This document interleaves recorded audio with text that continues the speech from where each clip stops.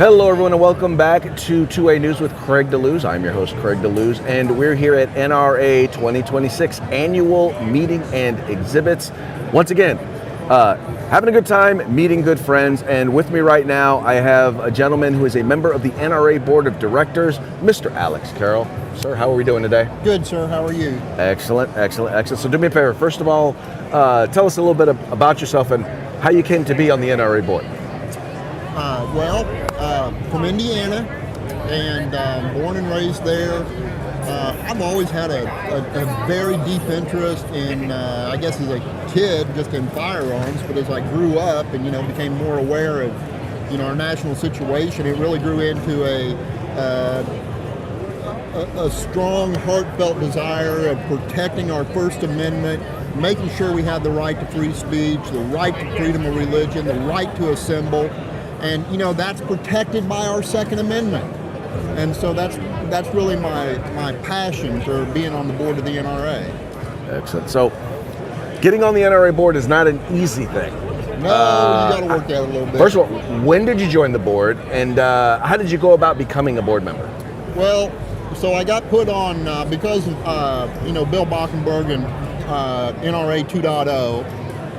I was really put on the Finance Committee last year, and then elected this year as the first elected year as a member of the board of directors. So I was a non-member of the board on the Finance Committee last year. Interesting. So now, the NRA is going through a lot of changes. Yes, sir. What are some of the changes that if people wanted to know, that you would want people to know are occurring at the NRA? Transparency. I think that's the big number one thing, right? So if you're a member or a contributor, you want to know what your organization is doing. You want to know what it's all about. You want transparency to know that your volunteer hours, the money that you're putting into the organization is going for the cause and not just lining a person's pocket or jetting people around the world.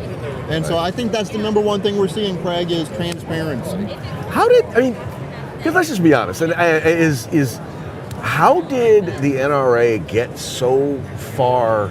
Some of the stuff you hear that was going on is just so far outside of common sense. Like, how do people not know that this, number one, that it wasn't okay, but number two, that think that it wasn't eventually going to come out? Can I give you my long-winded answer? Please. Okay, so Craig, you and I, everybody that's listening to us, we need to recognize we stand on the shoulders of giants, right? And everything that we do in life. And if you go back to the mid-'80s, early '90s, where Wayne LaPierre and those guys really started to get involved with the NRA, our Second Amendment rights were abysmal. They just were. If you lived in a state that allowed you the right to carry, you jumped through some hoops to do it. Mm-hmm. Now, today, we are over half of our country is constitutional carry. And we're pushing hard for national right to carry, right? That's our next big major goal. So, what we saw, kind of set the stage that way, I believe that what we saw, if you remember back in the 80s and the 90s, the way we did things in life was, I don't care how you get it done, just give me some results. That was the 80s and 90s way, So that's where I feel like those guys really came from. And just over the course of 20 and 30 years, things naturally got skewed more than they should have. And there wasn't governance and transparency and controls that are natural to a large corporation today put in the operation of the NRA. So I really think that that's the real light that we would want to paint that with. Mm-hmm. Right. No, that makes sense. The thing was the NRA got very good at what it did, and in the private sector, you get that good, you get rewarded. Yeah. But when you're in the nonprofit sector, it's not to say that people shouldn't be rewarded. Number one, there wasn't that transparency so that people could see, look, yes, this is where the money's going, this is what's doing. And then on top of it, not just the compensation, but like you said, the perks just got completely and utterly out of control. Out of control, sir. And the other thing too is the mentality. I mean, last year we literally still had somebody on the board of directors whose position was, I don't want anybody to know what committees I'm on, and I don't want anybody to know how I vote. Well, then you don't need to be on the board. That's right. You don't need to be on the board. Yeah, because you need to be transparent. You need to say, this is where I'm at, this is what I'm doing, and here's why. Mm-hmm. Well, and I always say, it's because of OPM.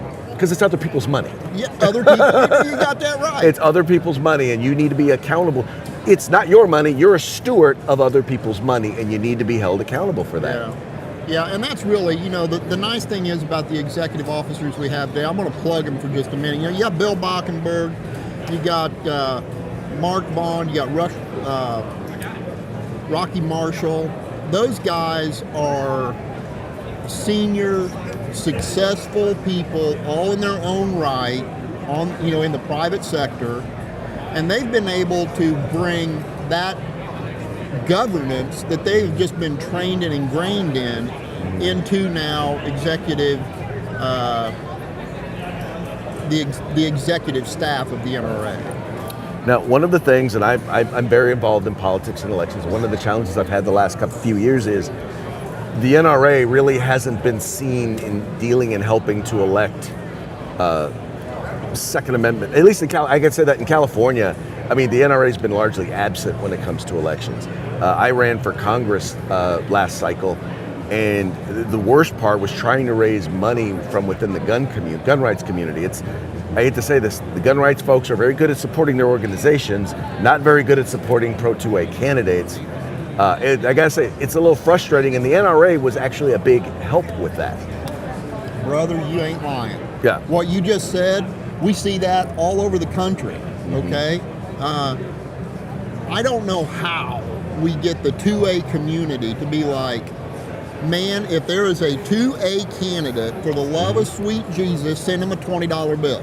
Yeah. If nothing else, right? Support our 2A candidates. We need more in Congress. We need more in local state governments.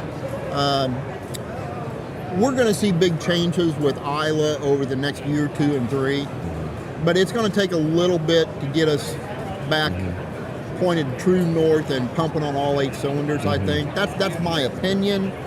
I don't have any super solid information about that. Any strategic direction that's been talked to me about that, but just knowing where we're at today, knowing where we need to go, it's going to take a minute to get there. I agree, and it seems like a lot of the focuses in terms of change, like you said, are mostly administratively creating that transparency. Like, I'll be honest, this voices of the 2A. I mean, prior to this, it seemed like getting the NRA only communicated through NRA communication channels to NRA people. That's right. And there seems to be a greater degree of understanding that, look, NRA is not it's not the only group. You're not the only folks that are fighting for our rights, and we all need to work together and communicate together. Everybody needs to work together. Yes. That's just the bottom line. That's all there is. And that's one of the things that has significantly changed. That once again, and that helps promote the transparency, I believe, that you're talking about. Well, and Craig, let's face it, and I want to get back to one of your being a political candidate and stuff like that, but I do want to say, what we should be leaders in all of these 2A organizations need to be fully understanding all rising tides raise all ships, right? Right. And our goal, which is the goal of all these 2A organizations, is to have a super solid Second Amendment. Yeah. That's where we're at, right? Right. So, and I want to get back to what you were saying, though, about running for Congress. We've got a guy in Indiana, Craig Haggard, ex-military. He was ex-fighter pilot for 20 years. On and off aircraft carriers is what he did. And it's been surprising to see the lack of financial support from the 2A community to him.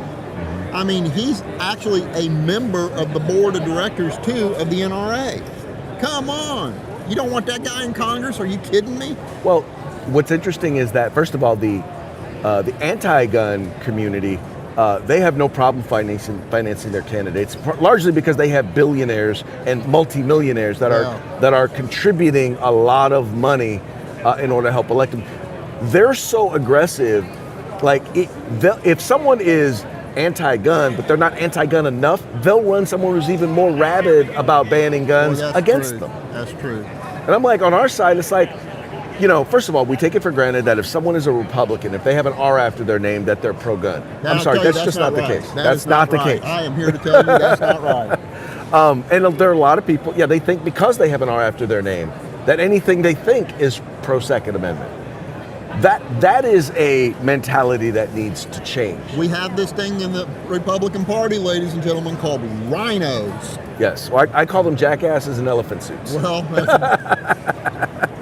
maybe I shouldn't say that with my board of directors pen on. But. There you go. But but the thing is that it's important that we are engaged. Here's the thing: we're supposed to vote our values, right? Yes. And when I say vote your values, I mean the things that are important to you. You want to make sure that they are important to the people that we're electing to office. So if the right to keep and bear arms is important to you, then make sure you're electing somebody who believes in that. Believes in it and has a history of showing you that they've actually taken steps. Right. I mean, you take this Virginia governor, right? Mm-hmm. I mean, she was just like, oh yeah, everything's fine, it'll be great, we're all moderate, blah, blah, blah, blah. She's so far to the left, she's almost fallen off the cliff.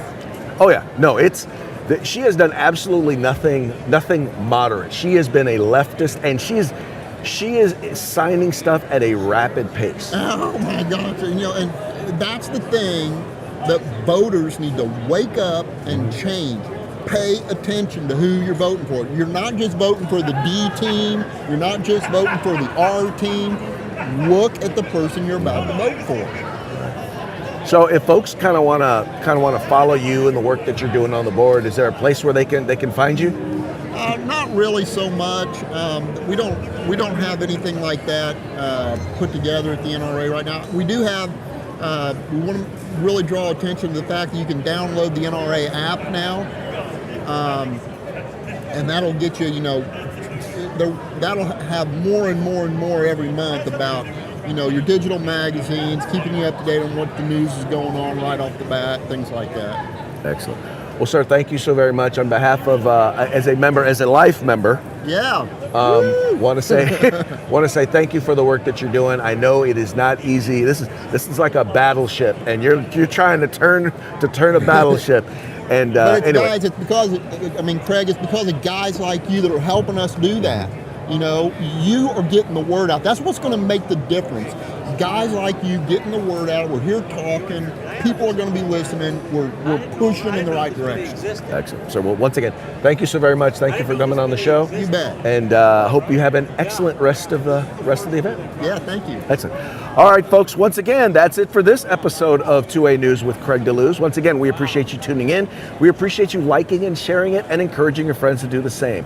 We will be back with more interviews with friends and colleagues from NRA 2026 annual meeting and exhibition here in Houston, Texas. Till then, y'all have fun, stay safe, and we will see you later.